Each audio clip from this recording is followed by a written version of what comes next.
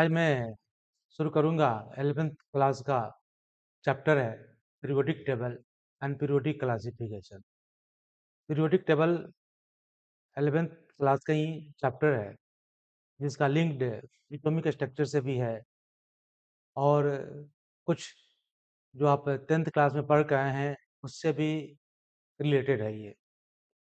तो कुछ 10th class की बात मैं स्टार्टिंग में रिवाइज कराता हूँ आपको, जैसे ऑर्बिट क्या है, ऑर्बिटल क्या है, ये सब पता हो जाती है तो इलेक्ट्रॉनिक कॉन्फ़िगरेशन लिखना आसान हो जाता है।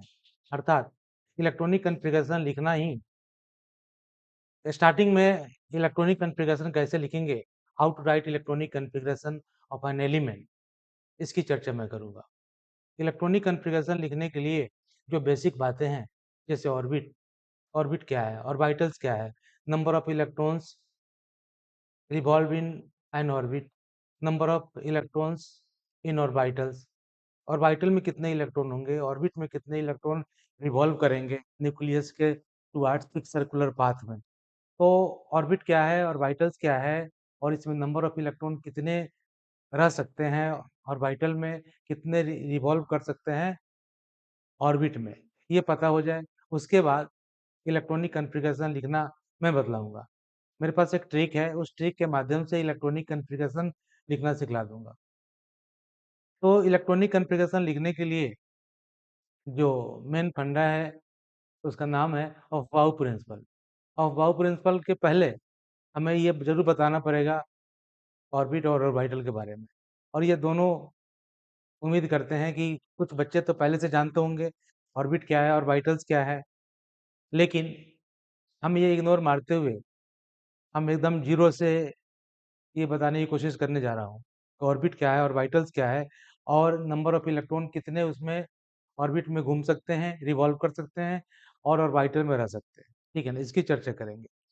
तो स्टार्ट करते हैं। चैप्टर का नाम है पीरियोडिक टेबल, या इसको आप बोल दो ऐसा, पीरियोडिसिटी। तो पीरियोडिक टेबल, पीरियोडिक क्लासिफिकेशन या पीरियोडिसिटी जो कहना है आप कह लें, चैप्टर का नाम है। तो स्टार्टिंग में हम बात बताएंगे आपको ऑर्बिट के बारे में। What is orbit? ये ऑर्बिट पहले से आप जानते होंगे। ऑर्बिट एक फिक्स सर्कुलर पाथ है अराउंड द न्यूक्लियस। जैसे मान लो कोई एटम है और ये इसका एटॉमिक मॉडल है, तो this is nucleus, this is nucleus, और ये ऑर्बिट होते हैं 1 2 3 4, तो बोलते हैं KLMN।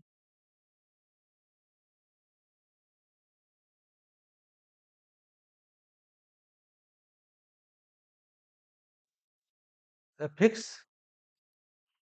Circular path around the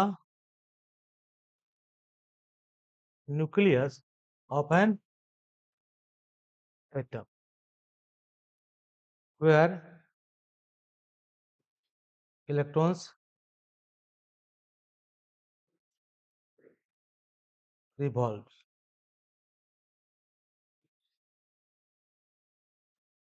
A fixed circular path of the nucleus of an atom where electrons revolve is termed as orbit। अर्थात ऑर्बिट न्यूक्लियस के इर्द गिर्द, न्यूक्लियस के अराउंड तो फिक्स सर्कुलर पाथ है जहाँ पे इलेक्ट्रॉन रिवॉल्व करता है, इलेक्ट्रॉन चक्कर लगाता है। उस फिक्स सर्कुलर पाथ का नाम है ऑर्बिट। उसको रिप्रेजेंट करते हो KLMN, या फिर जैसे आप देखो यहाँ से यहाँ तक का जो डिस्टेंस है ना, इसको रेडियस बोलते हैं, एटॉमिक रेडियस बोलते हैं। इलेक्ट्रॉन रिवॉल्व करता है, तो इलेक्ट्रॉन्स एक फिक्स सर्कुलर पाथ में ही घूमता है, जिसको क्या बोलते हैं, ऑर्बिट बोलते हैं। किसी पार्टिकुलर ऑर्बिट में कितने इलेक्ट्रॉन रिवॉल्व कर सकता है, उसके लिए फार्मूला होता है number of electrons revolved revolve in an orbit, ये होता 2n स्क्वायर फार्मूला। इस फार्मूला को हम बोलते हैं बोर बोरबरी स्कीम। अब देखो वेयर n इक्वल टू क्या है, नंबर ऑफ ऑर्बिट या शेल्स। किसी पर जैसे मान लो आप ये बताते हो, यहाँ पे लिखते हो ऑर्बिट, यहाँ पे लिखते हो maximum number of electron. Orbit की बात करें तो ऑर्बिट क्या होता है, के एल एम एन 1 2 3 4 इस तरीके से इंटीजर में। मैक्सिमम नंबर ऑफ इलेक्ट्रॉन की बात करें तो फॉर्मूले होंगे क्या चीज, 2n स्क्वायर। तो इसका मतलब ये हुआ, फर्स्ट के का मतलब क्या हुआ, 1 2 3 4। फॉर्मूले लगाओ तो क्या होगा, 2 इंटू 1 का स्क्वायर कितना होगा 2, अर्थात फर्स्ट ऑर्बिट में 2 इलेक्ट्रॉन रिवॉल्व कर सकते हैं। हम सेकंड की बात करें तो 2 इंटू 2 का स्क्वायर करोगे तो क्या होगा, फर्स्ट ऑर्बिट में 2, सेकंड में कितने होंगे 8। 2 इंटू 3 का स्क्वायर करोगे 18। 2 इंटू 4 का स्क्वायर करोगे 32, 32। इस तरीके से मैक्सिमम की बात कर रहे हैं, maximum number of electrons revolve in an orbit is represented by Borbori scheme. What is Borbori scheme? 2n square formula. It is called Borbori scheme. Maximum number of electron की अगर बात करें तो किसी पर्टिकुलर ऑर्बिट में maximum number of electron कितने revolve कर सकते हैं, इसके लिए ये फॉर्मूले हो, एक टेबल बनकर तैयार हो गया। अब हम बात करते हैं, अब आपको ये क्लियर हो गया, आई थिंक समझ गए होंगे सब लोग, मैक्सिमम नंबर ऑफ इलेक्ट्रॉन निकालने के लिए क्या बताते हैं, 2n square formula. 2n square formula means Bohr Bury scheme, ठीक है ना, ये पता होना चाहिए। किसी भी पार्टिकुलर ऑर्बिट में कितने इलेक्ट्रॉन हो सकते हैं, इसके लिए हम 2n स्क्वायर फार्मूला का यूज करते हैं। n क्या है, नंबर ऑफ ऑर्बिट है। अब हम बात करते हैं ऑर्बिटल्स की। ऑर्बिटल्स, तो what is the basic differences between orbit and orbital. Orbit में इलेक्ट्रॉन रिवॉल्व करता है और ऑर्बिटल में इलेक्ट्रॉन लिव करता है। वेयर इलेक्ट्रॉन लिव, इलेक्ट्रॉन का घर कहाँ है, तो सही जवाब क्या है, orbital. Where electron lived, electron lived in orbitals. अर्थात अगर मान लो किसी ने ऑर्बिटल की बात बताया, जैसे ये न्यूक्लियस है, ये इलेक्ट्रॉन है, इस तरीके से फिक्स सर्कुलर पाथ है, ऑर्बिट में ही ऑर्बिटल होते हैं, यहाँ पे इलेक्ट्रॉन रिवॉल्व करता है। आप यहाँ सोच रहे हो कि ऑर्बिटल यहाँ, इलेक्ट्रॉन यहाँ पे है, तब तक इलेक्ट्रॉन यहाँ पे चले जाता है।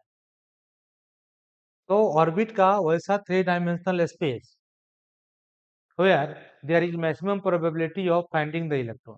तो हम सोच लेंगे कि इलेक्ट्रॉन यहाँ से यहाँ के बीच में है। तो ये जो प्रोबेबल स्पेस है ना, इस प्रोबेबल स्पेस को हम बोलते हैं ऑर्बिटल। अर्थात orbital is the 3 dimensional space in an orbit where there is maximum probability of finding the electron. तो the 3 dimensional space in an orbit, the 3 dimensional space in an orbit where there is maximum probability of finding the electrons is termed as orbital। अर्थात orbitals represent करता है orbital is the in nutshell, in brief you can say orbital is the living place of electron. Orbital electron का घर है, living place है, but orbit क्या है, pathway है, ठीक है ना। तो इलेक्ट्रॉनिक कॉन्फ़िगरेशन लिखते समय आप 10th क्लास तक ये पढ़े होंगे, जैसे आप सोडियम का इलेक्ट्रॉनिक कॉन्फ़िगरेशन लिखते हो, आप सोडियम एटॉमिक नंबर क्या है 11, तो KLM281 ऐसे लिखते होंगे, 8 + 2 + 1 11 करके लिखते हो, but it is on the basis of orbit. But in orbit, electrons revolve. Where electron lived? Electron lived in orbitals. Electron का रहने का जो स्थान है वो ऑर्बिटल होते हैं. Orbital is the living place of electron और they are represented by sp_df. तो आपने ये देखा कि the 3-dimensional space in an orbit where there is maximum probability of finding the electrons is termed as orbitals.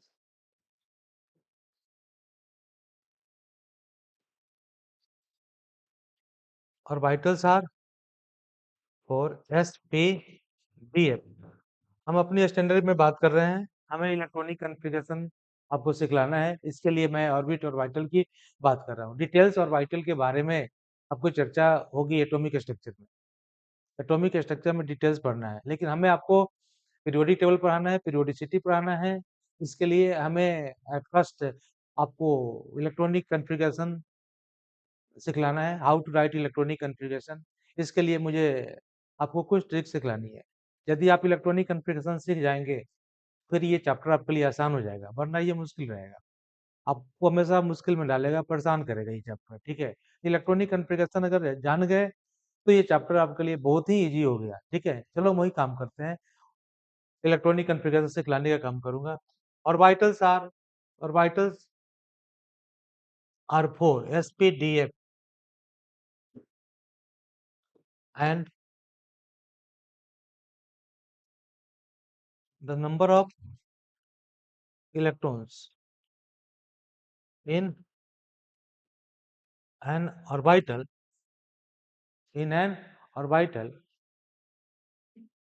can be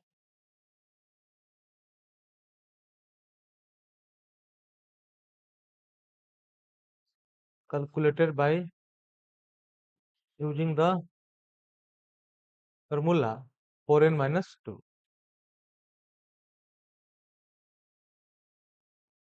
where n is equal to number of orbits from an orbital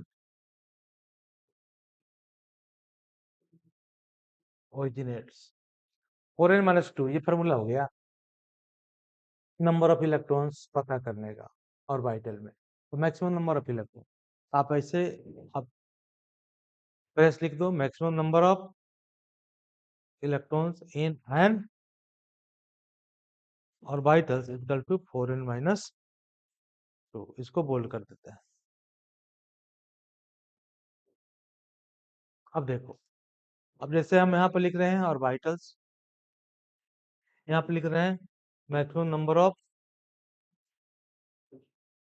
electrons. Orbital की बात करें तो sp_df 4 की चर्चा मैंने कर दी. Orbital sp_df 4.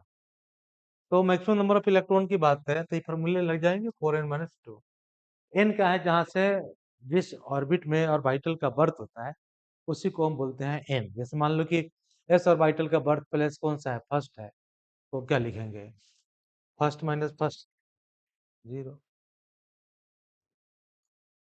Maximum number of electrons ये इस तरीके से होगा 4n, 4 इंटू 1-2, ये क्या हुआ 2.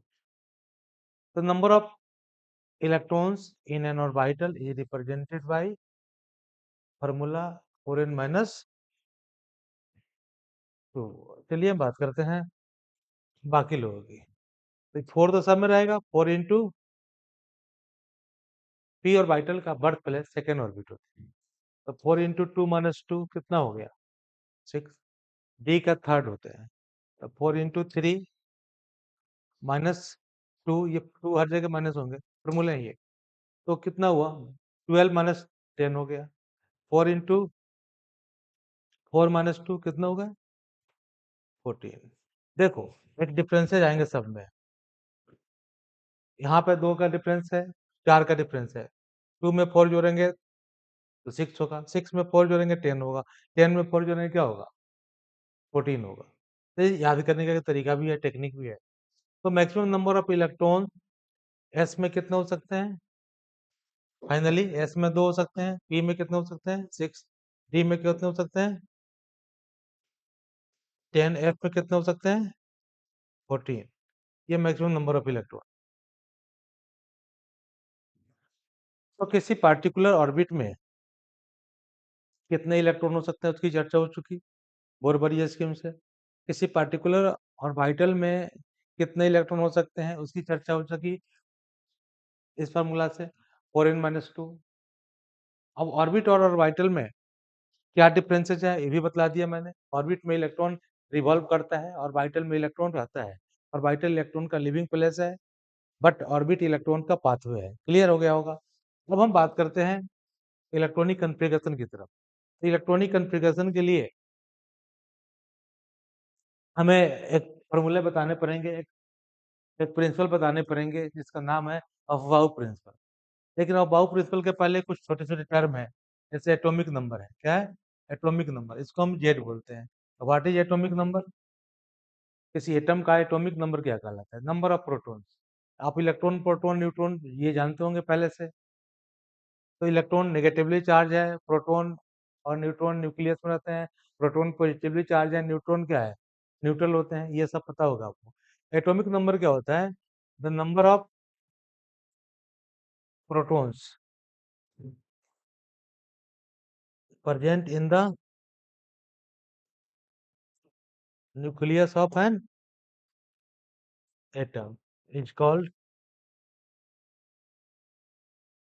its atomic number। अर्थात आप ऐसे लिख सकते हो for neutral atoms Z is equal to P is equal to E।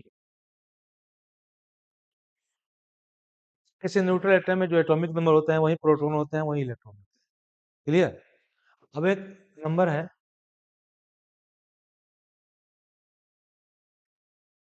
Mass number, इसको हम बोलते हैं ए।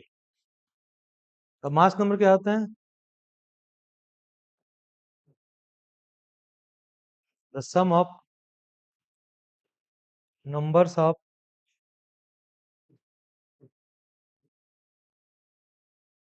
Protons and neutrons present in the nucleus of an atom is termed as mass number. इसको हम बोलते हैं ए। मास नंबर की बात करें तो ए इक्वल टू क्या हो गया? N plus p. ये मास नंबर हो गया। अब न्यूट्रॉन और प्रोटॉन। अच्छा, अब प्रोटॉन की जगह पे हम यहाँ से क्या लिख सकते हैं? जेड लिख सकते हैं। तो फ्रॉम इक्वेशन 1 आप ऐसे कर सकते हो A equal to N plus Z. अब आपको जेड निकालना है या एन निकालना है, एन इक्वल टू क्या होगा? ए माइनस जेड। ठीक है, अब इसका मतलब ये हो गया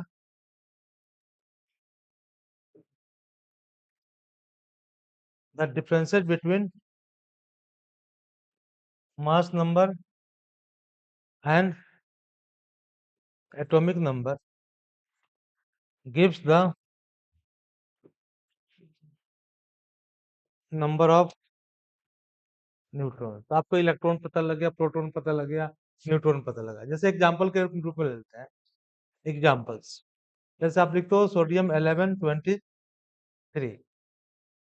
तो इस केस में इलेक्ट्रॉन की बात क्या आ जाए तो नीचे वाला जेड होता है, ऊपर वाला क्या होगा? ए। तो आप पता करो जेड इजकल टू क्या हो गया? 11। ए इजकल टू क्या हो गया? 11। पी इजकल टू क्या हो गया? 11। दोनों सेम होते हैं। अब यहाँ पे किसने कहा ए कितना है? तो ए कितना है? 23। तो अगर एन की बात कहा जाए तो आप फॉर्मूले लगाओ। एन इजकल टू क्या होता है? ए माइनस जेड। ए कितना है? 23 माइनस जेड कितना है? 11। तो अब इसका मतलब क्या हुआ, ये हो गया 12, तो 12 is the number of proton. तो फाइनली इसमें किसी ने कहा कि इलेक्ट्रॉन बताओ, तो इलेक्ट्रॉन्स कितने हो गए 11, प्रोटॉन्स कितने हो गए 11, न्यूट्रॉन्स कितने हो गए 12। ये इलेक्ट्रॉन प्रोटॉन न्यूट्रॉन की बात हो गई। अगर किसी ने आयंस के फॉर्मूले, जैसे मान लो किसी ने सोडियम प्लस लिया, तो जितने प्लस करोगे उतने इलेक्ट्रॉन कम हो जाएंगे, जितने माइनस करोगे उतना ही इलेक्ट्रॉन बढ़ जाएंगे। ठीक है, तो कटायन में इलेक्ट्रॉन, कटायन कैसे बनते हैं, लॉस ऑफ इलेक्ट्रॉन से। एनायन कैसे बनते हैं, गेन ऑफ इलेक्ट्रॉन से। तो सोडियम पर 1 पॉजिटिव है, इसका मतलब इट इज मोनोवैलेंट कटायन है। मोनोवैलेंट कटायन मीन्स एक इलेक्ट्रॉन कम हो जाएंगे। एक इलेक्ट्रॉन कम हो जाएंगे तो इसका मतलब इलेक्ट्रॉन की चर्चा करेंगे, तो इलेक्ट्रॉन कितने होंगे, एक इलेक्ट्रॉन कम, जैसे सोडियम में 11 इलेक्ट्रॉन थे, 11 माइनस 1 कितना हो गया 10 इलेक्ट्रॉन हो गए। प्रोटॉन्स और न्यूट्रॉन न्यूक्लियस में होते हैं, वो चेंज नहीं होते हैं। तो प्रोटॉन्स कितने हो जाएंगे 11, न्यूट्रॉन्स कितने हो जाएंगे 11। अर्थात सिर्फ इलेक्ट्रॉन ही चेंज करेंगे, चाहे वो कटायन हो या एनायन। कटायन में कम हो जाते हैं, एनायन में बढ़ जाते हैं। ठीक है, तो हमें इलेक्ट्रॉनिक कॉन्फ़िगरेशन अगर लिखना है तो हम न्यूट्रल एटम का भी लिखेंगे और कटायन का भी लिखेंगे, एनायन का भी लिखेंगे। इसके लिए हमें अब रूल की तरफ चलना पड़ेगा, जिसके लिए मैं आपके लिए आया हूँ।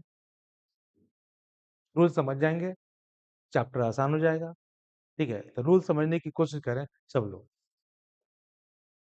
तो how to write electronic configuration, इसके लिए हम पढ़ाएंगे आपको ऑफ बाउच प्रिंसिपल।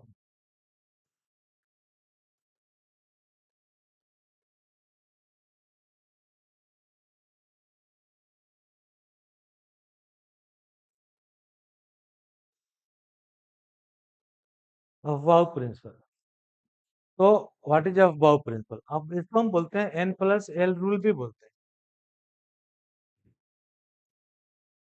देखो अफवाह,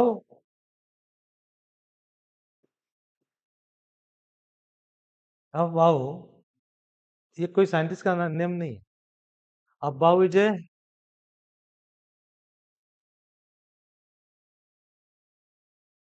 जर्मन वर्ड,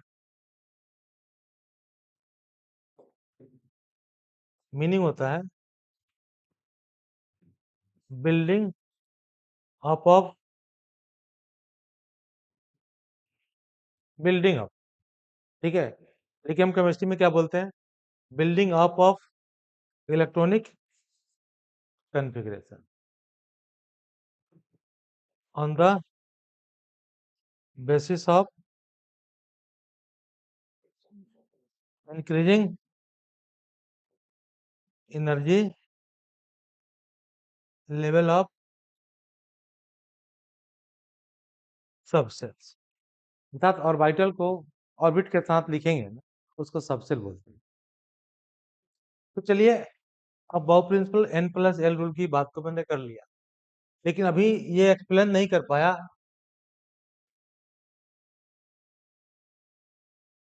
कि कौन से सबसेल में इलेक्ट्रॉन सबसे पहले जाएगा। अफबाउ प्रिंसिपल के हिसाब से इलेक्ट्रॉन सबसे पहले वहां जाएगा जहां पर एन प्लस एल का वैल्यू कम। अब एन प्लस एल क्या है, फिर से एक बार देखते हैं। Where n is equal to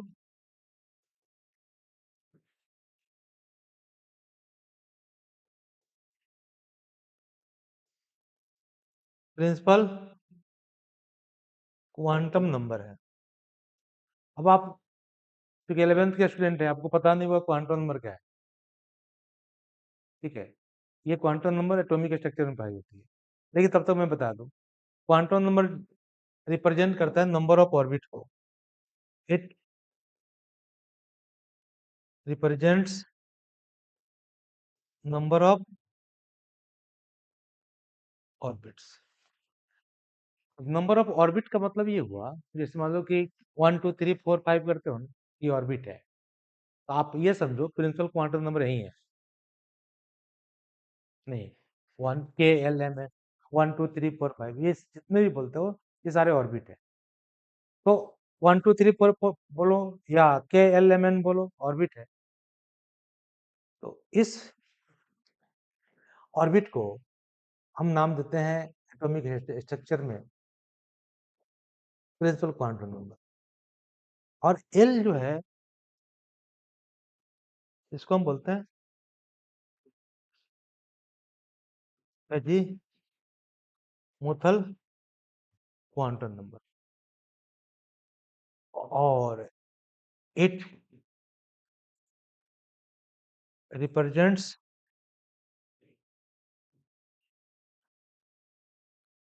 orbital, ये ऑर्बिटल को बतलाता है। और एल का जो वैल्यू होता है वो डिपेंड करता है एन पे, और एल इक्वल टू होता है n-1। आप ये समझिए। और एन क्या है? नंबर ऑफ ऑर्बिट्स बोलो या प्रिंसिपल क्वांटम नंबर बोलो। अब देखो, जैसे मान लो हम कुछ ऑर्बिटल की बात करते हैं, एसपीडीएफ की बात करते हैं। आप ये पहले से आप जान चुके थे, ये ऑर्बिटल्स है एसपीडीएफ, ये ऑर्बिटल्स है एसपीडीएफ। अगर हम बात करते हैं वैल्यू ऑफ एल की, तो ये डिपेंड करता है एन, डिपेंड करता है एन पे, n-1। चलो हम बात कर लेते हैं इनकी टेबल बना करके।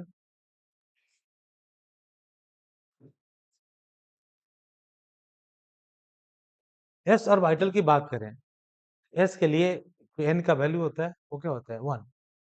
जिस ऑर्बिटल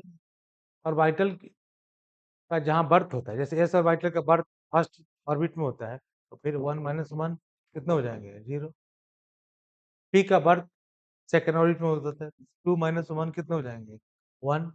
इसी तरीके से 3-1 कितने हो जाएंगे 2, 4-1 कितने हो जाएंगे 3। अब फाइनली बात करें तो एस के लिए वैल्यू क्या होगा 0, पी के लिए वैल्यू क्या हो गया 1, डी के लिए वैल्यू हो गया 2, एफ के लिए वैल्यू हो गया 3।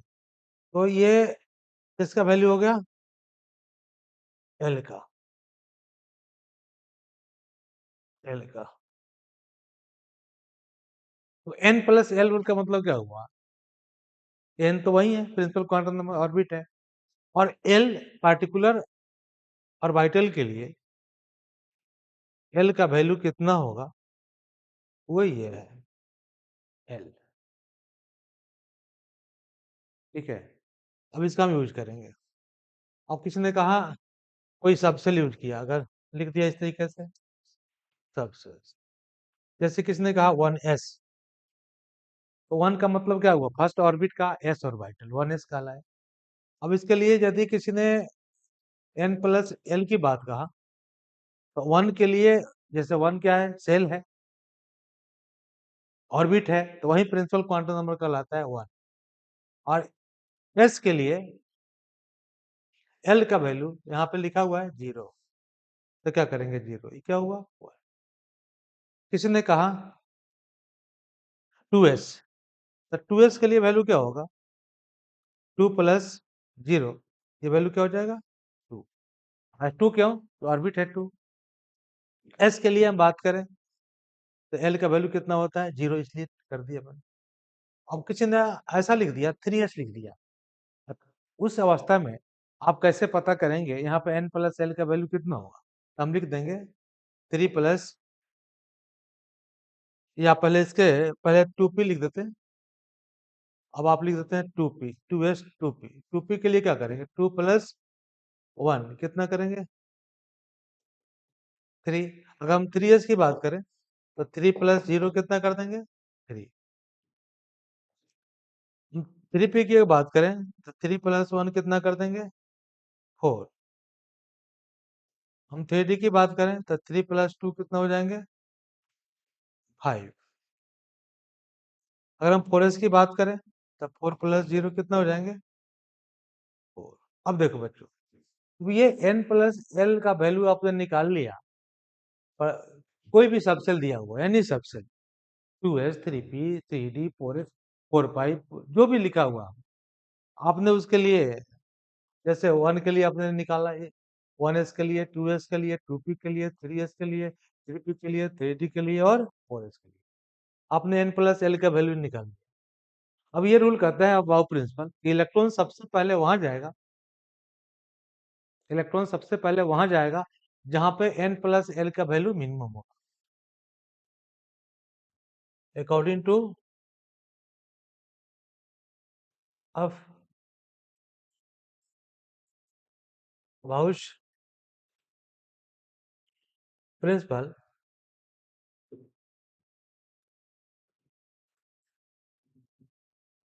Electrons first of all enter into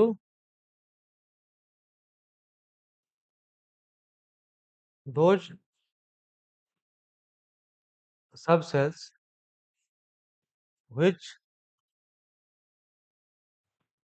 contains minimum value of n+l। देखो, electron first of all enter into those subcells which contains minimum number of n+l values, n+l value. Electron सबसे पहले वहां जाएगा जहां पे n+l का वैल्यू मिनिमम होगा। तो जो मैंने डेटा यहाँ पे यूज किया, उस डेटा के हिसाब से सबसे पहले इलेक्ट्रॉन कहाँ जाएगा?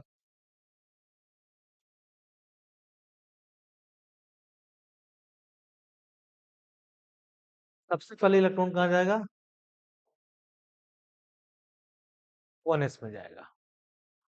1s में क्यों हो गया? क्योंकि यहाँ पे n+l का वैल्यू मिनिमम है। तो 1s के बाद कहाँ जाएगा? 2s में जाएगा। 2s के बाद में कहाँ जाएगा? 3। 2s के बाद में कहाँ जाएगा? 2p या 3s। अब देखो यहाँ पे एक समस्या आ गई। वो समस्या कौन सी है? ज्यादा ध्यान रखना।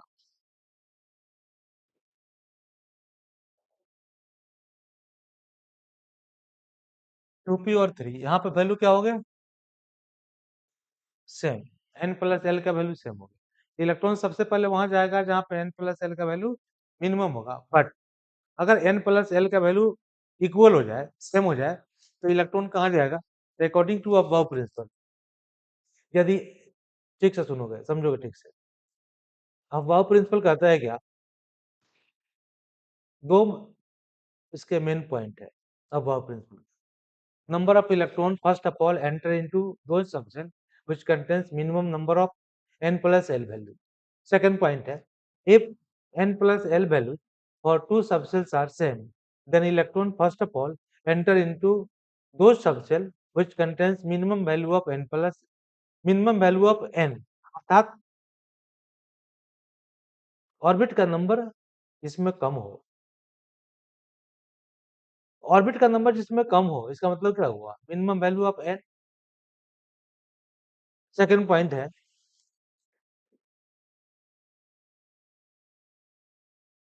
if n+l value for two subcells are same, then electron first of all enter into those subcell which contains minimum value of n। इसमें n का value minimum. First point. Second point, if n+l values for two subcells are same, then electrons first of all enter into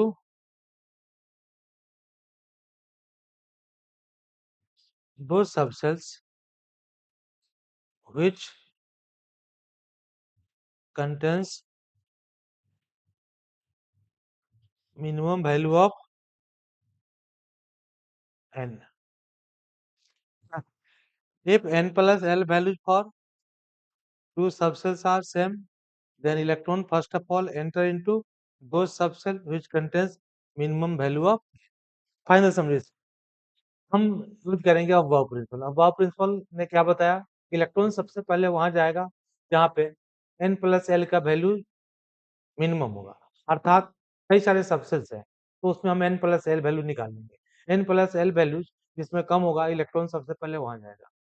लेकिन अगर दो सब cell के लिए n plus L value का same आ गया, इक्वल आ गया, उस केस में हम प्रायोरिटी देंगे किसको? सेल को, जिसका मिनिमम नंबर ऑफ सेल होगा, जिसमें मिनिमम नंबर ऑफ ऑर्बिट होगा, तो इलेक्ट्रॉन वहीं पे जाएगा। ठीक है, इस फंडा को देखते हुए अब आप देखो यहाँ पे जो मैंने बताया 2s और 2p और 3s के लिए ये वैल्यू सेम आ गया। अब इस केस में इलेक्ट्रॉन सबसे पहले कहाँ जाएगा? अब इलेक्ट्रॉन सबसे पहले वहां जाएगा जहां पर n प्लस एल का वैल्यू मिनिमम होगा। बिल्कुल सही है, पहले 1s में जाएगा, फिर 2s में जाएगा। लेकिन जब सेम हो जाए, अब देखो जैसे 3s है और 2p है, तो इलेक्ट्रॉन सबसे पहले कहाँ जाएगा? 2p में जाएगा। क्यों? यहाँ पे 2, हाँ यहाँ पे अब दिख रहा है, यहाँ पे 2 मिनिमम है किस से? 3 से। 2 और 3 में मिनिमम कौन सा है? 3 है, 2 है या 3 है बताओ? 2। तो 2 है तो फिर क्या करेंगे? 2s के बाद इलेक्ट्रॉन 2p में जाएगा, 2p के बाद कहाँ जाएगा? 3s में जाएगा। उसी तरीके से यहाँ पर देखो, फिर वही बात फंस गई। 3p और 4s के लिए n प्लस एल का वैल्यू क्या है? सेम हो गया। अब बताओ 3p और 4s सब सेल कौन सा है? यहाँ पे 4 है, यहाँ पे 3 है। 4 और 3 में कौन सा बड़ा है? 4 बड़ा है, 3 छोटा है। तो जो मिनिमम होगा इलेक्ट्रॉन वहां पे जाएगा। तो 3 मिनिमम है किससे? 4 से। क्लियर है ना? तो 3 मिनिमम है तो इलेक्ट्रॉन कहाँ जाएगा? 3 में जाएगा, पहले यहाँ जाएगा, फिर इलेक्ट्रॉन 4 में जाएगा। क्लियर हो गया होगा? अब ये समस्या हो गई कि अब ये लिख कर पता करना, it is a difficult task, time taking है। अब मेरे पास एक ऐसा टेक्निक है जिसके बेस पे आप इलेक्ट्रॉनिक कॉन्फ़िगरेशन लिख सकते हो।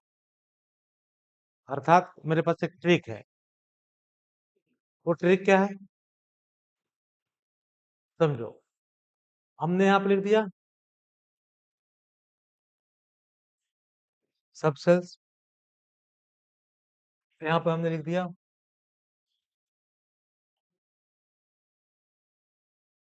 या पहले मैं लिख देता हूँ एक साइड में ऑर्बिट। हम यहाँ पे लिख देते हैं ऑर्बिट।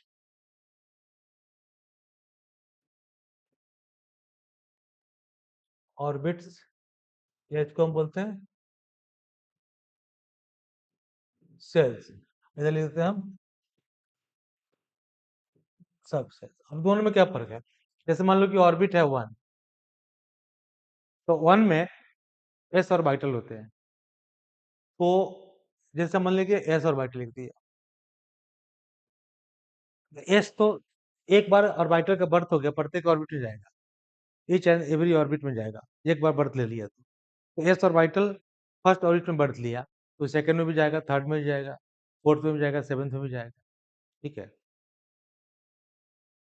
तो हमने लिख दिया यहाँ पे सेकंड ऑर्बिट लिखा मान लो, तो यहाँ पे क्या लिख दिया? एस पी, सेकंड में एस भी आएंगे, पी भी आएंगे। पी का बर्थ सेकंड में, एक बार जिसका बर्थ हो जाता है वो आगे बढ़ते जाता है। हम थर्ड की बात करें तो एस भी हो जाएगा, पी भी हो जाएगा, डी भी हो जाएगा। हम फोर्थ की बात करें तो S P D F repeat होंगे, क्योंकि चार ही हैं। फाइव का मतलब क्या हुआ? S P D F.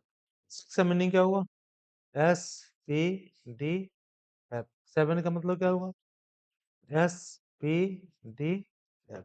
ये हो गया। अब ये तो सेल हो गए। सब सेल के वो कब होंगे? सॉरी, ये ऑर्बिटल्स हो गए। ऑर्बिटल्स तो हो गए। ऑर्बिटल सब सेल में कब होगा? जब वहां पे सेल लग जाएंगे। तो मान लो हमने 1 लगा दिया, तब ये सब सेल हो गया। एस क्या था? एस पी डी एफ क्या? ऑर्बिटल है। लेकिन इसको ऑर्बिट के साथ अगर रिप्रेजेंट कर दोगे ना, तो क्या हो जाएगा? सब सेल हो जाएगा। तो देखो यहाँ पे 1s, ये 2 है तो यहाँ पे लगा देंगे 2 2। थर्ड के लिए है तो 3 3 3। 4 लगा देंगे। ये 5 के लिए है 5 6 6 6 7 7 7 7। जैसे ही ऑर्बिट के साथ ऑर्बिटल लिख देंगे तो उसको हम सबसेल बोलेंगे। तो किस सब सेल में इलेक्ट्रॉन पहले जाएगा, उसके लिए अफबाउ प्रिंसिपल कहता है n+l वैल्यू जिसमें कम होगा। तो वो तो मैंने बता दिया था n+l वैल्यू कहाँ कहाँ कम होगा, इसकी चर्चा यहाँ पे हो चुकी है यहाँ पे। तो आप इस वैल्यू को या तो खुद कर लें या फिर इस ट्रिक को फॉलो करें। अब ये ट्रिक एनर्जी लेवल के बारे में बताता है। ये है एनर्जी लेवल, जैसे मान लो 1s हो गया, मैं इसको ट्रिक से दे रहा हूँ। अब ट्रिक के लिए मैं एक मार्कर बदलता हूँ इसको। देखो बच्चों, अब ट्रिक के लिए हम बात करते हैं। जैसे सबसे पहले इलेक्ट्रॉन वहां जाएगा जहां पे n+l का वैल्यू मिनिमम हो, जैसे 1s में जाएगा। तो ये कट गया, मैं ऐसे काट रहा हूँ ताकि पता लगे कि ऊपर से नीचे कट रहा है। फिर देखो 1s के बाद जाएगा 2s में। अब इसको समझो अच्छी तरीके से, बस यह अपने आप कटते जा रहा है बेटा। ये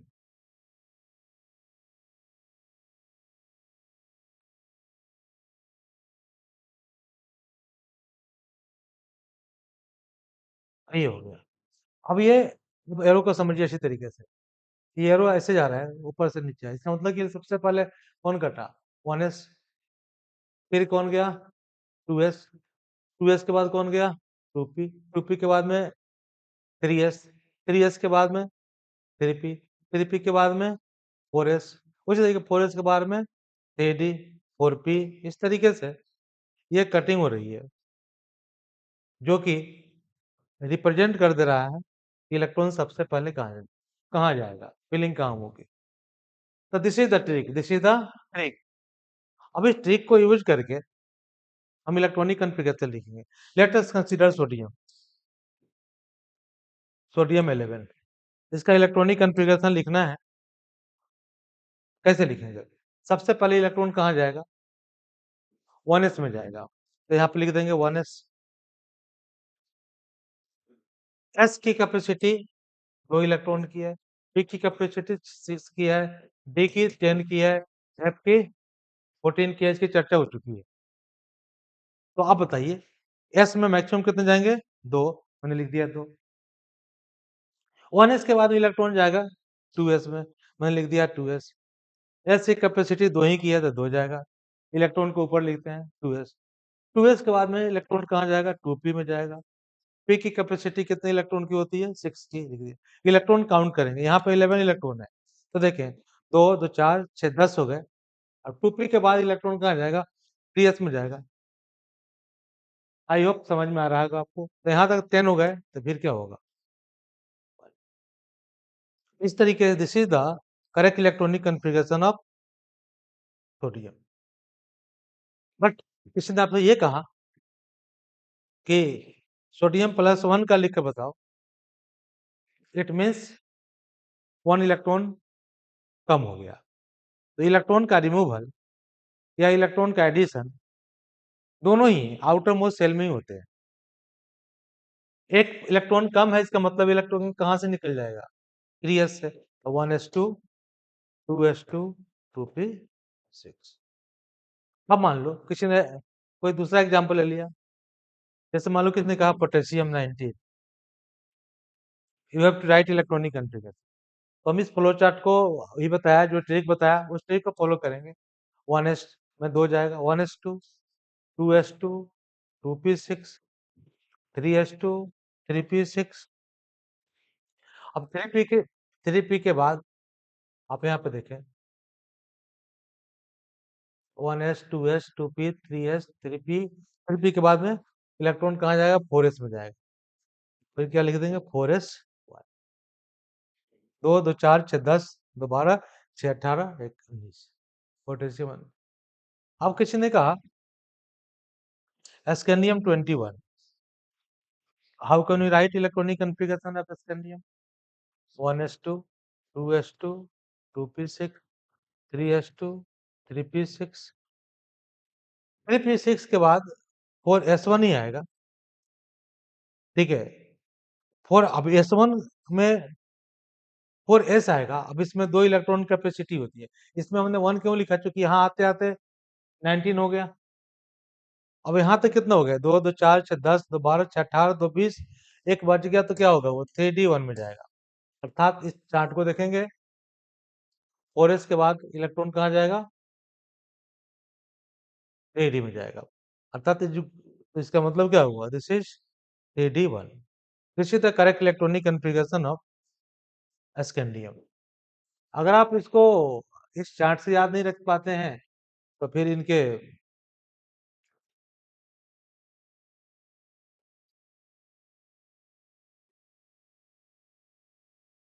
increasing energy level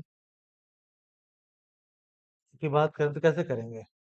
1s is less than 2s is less than 2p is less than 3s is less than 3p is less than 4s is less than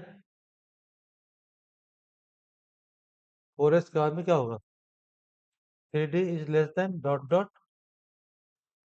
इसी चार्ट को देख करके आप लिख भी सकते हैं, लिख करके भी याद कर सकते हैं, या इस ट्रिक को याद रखेंगे। 1s 2s 2p 3s 3p 4s 3d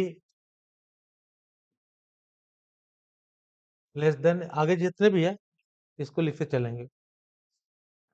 चलो एक एग्जांपल और करते हैं। मान लो किसी ने कहा Mn 25, कैसे लिखोगे? 1s2 2s2 2p6 3s2 3p6 4s2। अब देखो यहाँ तक तो 20 हो गए, 5 है तो 3d 5। This is the correct electronic configuration of Mn। इसकी हमें जरूरत पड़ती है। अब एक और छोटा सा ट्रिक क्या है इलेक्ट्रॉनिक कॉन्फ़िगरेशन लिखने का। जैसे मान लो कुछ आपको याद रखने पड़ेंगे, जैसे इनर्ट गैसेज है, इनर्ट या नोबल गैसेस है। जैसे आप लिखते हो शॉर्टकट का, ये भी ट्रिक का दूसरा पार्ट है। जैसे helium, neon, argon, krypton, xenon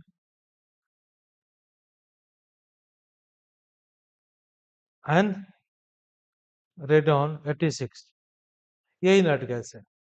अब ये इनर्ट गैस है तो ये क्या है? स्टेबल गैस है। अब ये इनके कॉन्फ़िगरेशन को स्टैंडर्ड मान करके हम कॉन्फ़िगरेशन को छोटा कर लेंगे। जैसे मान लो कि Mn25 ये तो बड़ा सा लिखिए, बड़ा सा हो गया। मान लो कि 100 वाला हो गया तो 100 वाला और बड़ा हो जाएगा, स्पेस लेगा। तो स्पेस को कम करने के लिए हम इनर्ट गैस का सहारा लेंगे और इनर्ट गैस का हेल्प लेकर के इलेक्ट्रॉनिक कॉन्फ़िगरेशन को सॉर्ट कर देंगे। जैसे आपको Mn25 लिखना है तो यहाँ से देखो, यहाँ से लेकर के 18 हो गया। 18 का मतलब क्या हुआ? Argon 18, argon 18। तो सीधा आप लिखेंगे आर्गन 18, फिर क्या लिख देंगे? 4s2 3d। आप ऐसे भी लिख सकते हैं, आप यहाँ भी लिख सकते हैं, शॉर्टकट लिख सकते हैं, आर्गन 13 4s2 3d1। यहाँ भी लिख सकते हैं,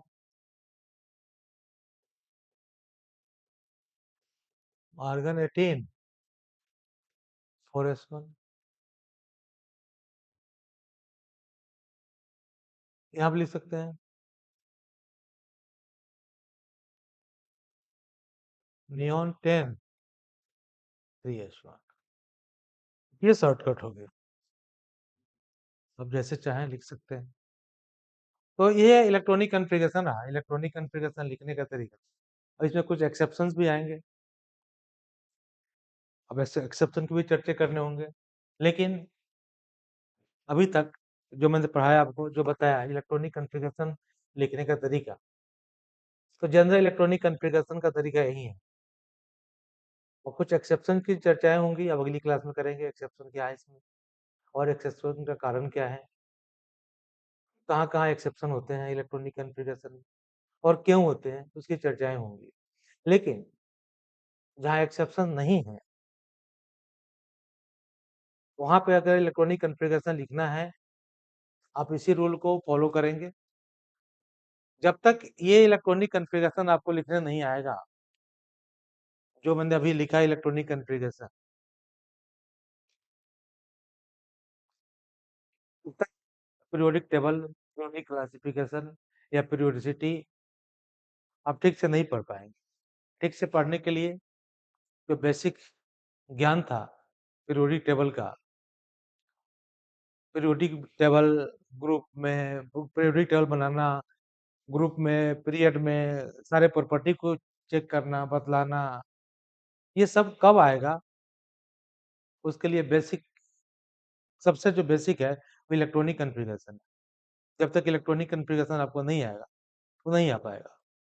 इसीलिए मैंने बेसिक पहला बेसिक मैंने दिया, ऑर्बिट बतलाया, ऑर्बिटल बतलाया, नंबर ऑफ इलेक्ट्रॉन कितने रिवॉल्व कर सकते हैं, ऑर्बिट में कितने ऑर्बिटल में रह सकते हैं और ट्रिक बतलाया इलेक्ट्रॉनिक कॉन्फ़िगरेशन लिखने का। आई होप सब कुछ समझ में आपको आया होगा। अब इसकी आज का लेक्चर यहीं पे खत्म करता हूँ। अगली बार में मैं बताऊँगा इलेक्ट्रॉनिक कॉन्फ़िगरेशन लिखते समय कहाँ-कहाँ ध्यान रखेंगे, कहाँ-कहाँ एक्सेप्शन आएँगे, उस एक्सेप्शन का रीज़न क्या है? इसकी भी चर्चाएँ होंगी। ठीक है?